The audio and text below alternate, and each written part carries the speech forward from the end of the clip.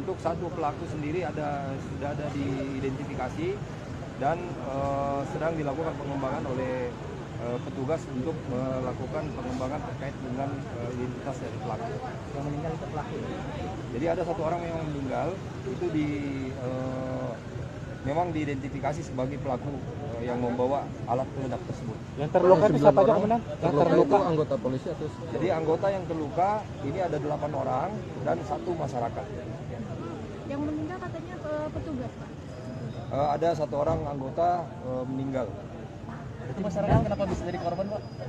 Nanti kita cek dulu untuk terkait posisi dari masyarakat pada saat kejadian kita masih cek lagi. Tapi sementara informasi ada 9 korban yang ada, 8 dari anggota dan 1 dari masyarakat. Pak, kendaraan bermotor yang digunakan itu betul Pak yang ada stiker? Ya, jadi terkait dengan kendaraan yang digunakan ini merupakan teknis dari pengembangan penyidikan. Mungkin ini tidak kita lansir ya dengan kondisi itu karena ini akan mengganggu proses pengembangan kasusnya. Berarti yang meninggal 2, 1 pelaku ya, Pak? Jadi yang meninggal ini ada 9 orang, 8 orang. Maaf, ya korbannya ada 9 orang, 1 meninggal anggota.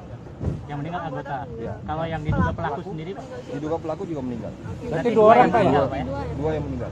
2 meninggal, 7 masih 7 dalam perawatan. dalam perawatan ini. Kondisinya seperti apa, Pak? Untuk kondisinya masih relatif ya, tetapi informasi dari kesehatan mudah-mudahan tidak fatal. Kalau masyarakat yang meninggal itu siapa? Masih kita lakukan pengecekan. Masih terlalu jauh ya, kalau misalnya kita menyampaikan dengan kondisi yang terkait dengan kondisi nanti akan ada update informasinya ya kita info. Dok, sejauh ini dok diduga pelaku ini masuk memang langsung ke dalam polsek atau seperti apa nih? Jadi pada saat kejadiannya memang anggota sedang melaksanakan apel, kemudian pelaku tersebut masuk ke depan pintu dan akhirnya terjadi ledakan tersebut. Untuk detail lagi kejadiannya kan ada beberapa rangkaian lagi. Nah ini masih dilakukan pengecekan lagi untuk verifikasi selanjutnya untuk info selanjutnya lagi. Pak, jenis bomnya? Bom bunuh diri betul ya, Pak ya? Ya benar. Bomnya di tubuhnya gitu, Pak? Apa? Ya, untuk spesifikasi bagaimana rangkaian kejadiannya, bagaimana peristiwa dan dilakukan oleh pelakunya nanti akan kita verifikasi lagi, kita cocokkan lagi data dan kita update untuk info ke publik. Untuk korban udah dilarikan ke rumah sakit. Ya, Korban dirawat di mana, Pak?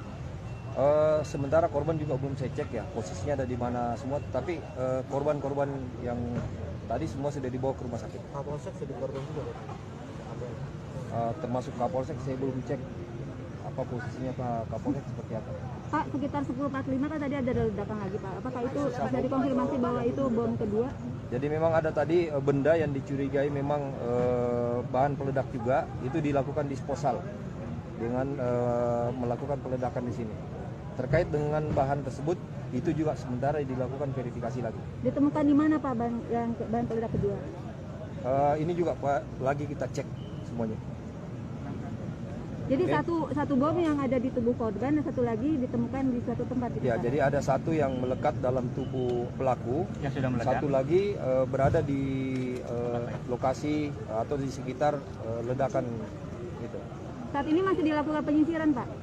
Ya, jadi dilakukan pengecekan lagi, penyisiran oleh tim Gegana dan sterilisasi lagi dengan beberapa areal karena diragukan jangan sempat ada benda lain yang memang rawan meledak. Pak, bisa diinformasikan bom kedua itu ditemukan di mana? Apakah masih di sekitar Mapolsek? Nanti kita cek lagi ya, karena datanya masih terbatas. Antisipasi mungkin untuk di sekitar wilayah Bandung lah, Pak. Mungkin seperti apa, Pak? Kita bergerak cepat untuk melakukan penanganan kasus ini. Jadi terkait dengan terjadinya ledakan, dilakukan TP-TKP, kemudian dilakukan sterilisasi oleh tim Gegana. Demikian halnya dengan atensi kepada seluruh wilayah, juga untuk melakukan kewaspadaan dan juga melakukan antisipasi di lingkungan masyarakat. Jadi termasuk penelusuran terkait pelaku-pelaku ini nanti akan kita lakukan pengecekan.